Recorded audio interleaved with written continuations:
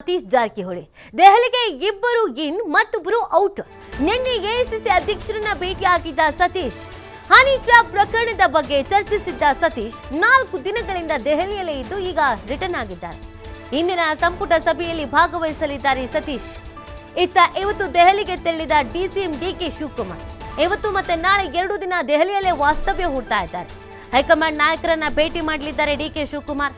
Honey trap ಗದ್ದಲದಲ್ಲಿ ಏನೂ ಇಲ್ಲ ಅಂತ ವಿವರಣೆ ನೀಡುವ ಸಾಧ್ಯತೆ ಇದೆ. ಹೈಕಮಾಂಡ್ಗೆ ವಿವರಿಸಲಿರುವ ಡಿಸಿಎಂ ಡಿಕೆ ಶಿವಕುಮಾರ್. ನೋಡಿ, ಹನಿ ಟ್ರ್ಯಾಪ್ ವಿಚಾರಕ್ಕೆ ಸಂಬಂಧಪಟ್ಟಂತೆಗೆ ಈ ವಿಚಾರವನ್ನ ವಿಪಕ್ಷದವರು ಪ್ರಸ್ತಾಪಿಸಿ ಗದ್ದಲ ಕೋಲಾಹಲ ಆಗಿದ್ರೆ ಅದು ಬೇರೆ ತರದ ಮೆಸೇಜ್ ಪಾಸ್ ಆಗ್ತಿತ್ತು. ಇಲ್ಲಿ ಎಲ್ಲ ಉಲ್ಟಾ ಆಗಿದೆ.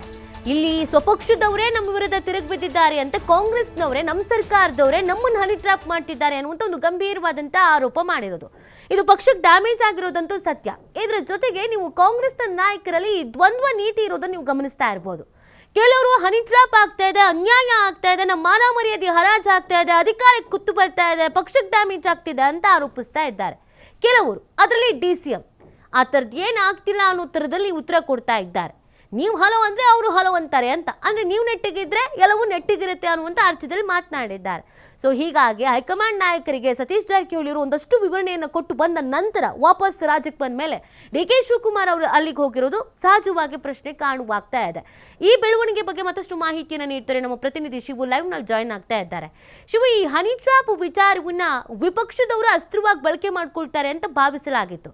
ಈ ವಿಪಕ್ಷದವ್ರಿಗಿಂತ ಸ್ವಪಕ್ಷದವರೇ ಇದನ್ನ ಬಹಳ ಚೆನ್ನಾಗಿ ಅಸ್ತ್ರವಾಗಿ ಬಳಕೆ ಮಾಡ್ಕೊಳ್ತಿರೋದನ್ನ ಗಮನಿಸ್ತಾ ಇದ್ದೀವಿ. ಇಲ್ಲಿ ಎರಡೆರಡು ರೀತಿಯಾದಂಥ ನಿಲುವುಗಳಿದೆ. ಕೆಲವರು ಹನಿ ಟ್ರ್ಯಾಪ್ ಆಗ್ತಾ ಇದೆ, ಇದಕ್ಕೆ ಆದಷ್ಟು ಬೇಗ ಕಡಿವಾಣ ಹಾಕಬೇಕು ಅಂತ. ಇನ್ ಕೆಲವರು ಇವ್ರ ನೆಟ್ಟಿಗಿದ್ದಿದ್ರೆ ಯಾವ ಹನಿ ಟ್ರ್ಯಾಪ್ ಆಗ್ತಿರ್ಲಿಲ್ಲ ಅನ್ನೋ ಅರ್ಥದಲ್ಲಿ ಮಾತನಾಡ್ತಾ ಇದ್ದಾರೆ.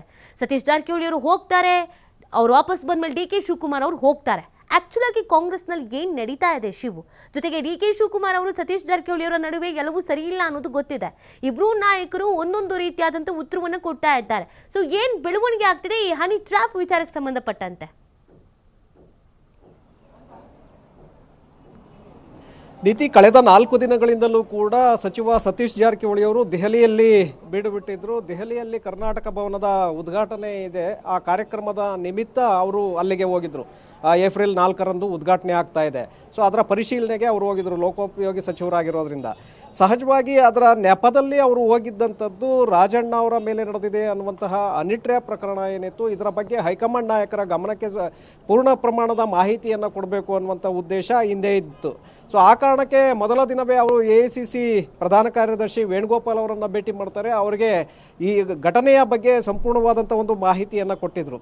ನಂತರ ನಿನ್ನೆ ಎಐಸಿಸಿ ಅಧ್ಯಕ್ಷ ಮಲ್ಲಿಕಾರ್ಜುನ ಖರ್ಗೆ ಅವರನ್ನು ಭೇಟಿ ಮಾಡಿದರು. ಖರ್ಗೆ ಅವರಿಗೂ ಕೂಡ ಪೂರ್ಣ ಪ್ರಮಾಣದ ವಿವರಣೆಯನ್ನು ಅವರು ಕೊಟ್ಟಿದ್ದಾರೆ. ಕೆಲವು ಗೌಪ್ಯ ಮಾಹಿತಿಗಳನ್ನು ಕೂಡ ಖರ್ಗೆ ಅವರ ಬಳಿ ಹಂಚಿಕೊಂಡಿದ್ದಾರೆ. ಈ ಪ್ರಕರಣಕ್ಕೆ ಸಂಬಂಧಪಟ್ಟಂತೆ ಸ್ವಪಕ್ಷದಲ್ಲೇ ಕೆಲವು ನಾಯಕರು ಈ ಪ್ರಯತ್ನವನ್ನು ಮಾಡಿದ್ದಾರೆ. ಅವರು ಯಾರು ಏನು ಅನ್ನುವಂತಹ ಡೀಟೇಲ್ಸನ್ನು ಖರ್ಗೆ ಅವರ ಮುಂದೆ ಇಟ್ಟಿದ್ದಾರೆ.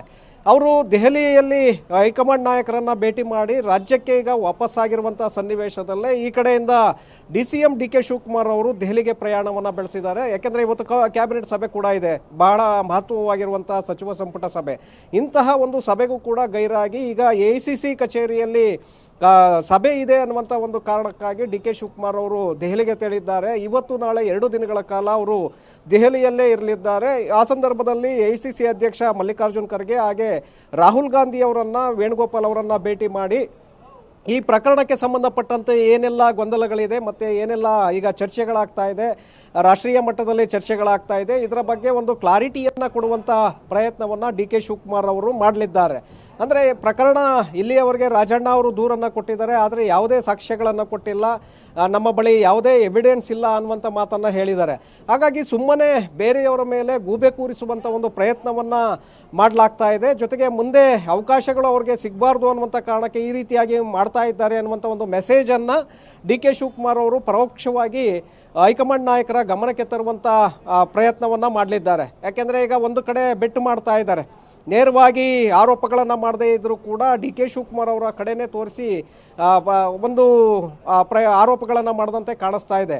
ಸೊ ಹಾಗಾಗಿ ಇಲ್ಲಿ ಏನೂ ಇಲ್ಲದೆ ಇದ್ದರೂ ಕೂಡ ಈ ರೀತಿಯಾಗಿ ಸುಮ್ಮನೆ ಅಪಪ್ರಚಾರಗಳನ್ನು ಮಾಡಲಾಗ್ತಾ ಇದೆ. ನಮ್ಮ ವ್ಯಕ್ತಿಗಳ ತೇಜೋವಧೆಯನ್ನು ಮಾಡುವಂಥ ಪ್ರಯತ್ನ ಆಗ್ತಾ ಇದೆ. ಸುಮ್ಮನೆ ಹನಿ ಟ್ರ್ಯಾಪ್ ಅನ್ನುವಂತಹ ಕಥೆಯನ್ನು ಸೃಷ್ಟಿಸಿ ರಾಜಕೀಯ ಲಾಭವನ್ನು ಪಡೆಯುವಂಥ ಒಂದು ಪ್ರಯತ್ನಗಳನ್ನು ಪಡೆಯಲಾಗ್ತಾ ಇದೆ. ಅದರ ಬಗ್ಗೆ ನೀವು ಗಮನವನ್ನು ಹರಿಸಬೇಕು ಅನ್ನುವಂಥ ನಿಟ್ಟಿನಲ್ಲಿ ಡಿ ಕೆ ಶಿವಕುಮಾರ್ ಅವರು ಕೂಡ ಹೈಕಮಾಂಡ್ ನಾಯಕರ ಮನವೊಲಿಸುವಂಥ ಒಂದು ಪ್ರಯತ್ನವನ್ನು ಮಾಡಲಿದ್ದಾರೆ ಅನ್ನುವಂಥ ಮಾಹಿತಿಗಳು ಬರ್ತಾ ಇದೆ ನೀತಿ.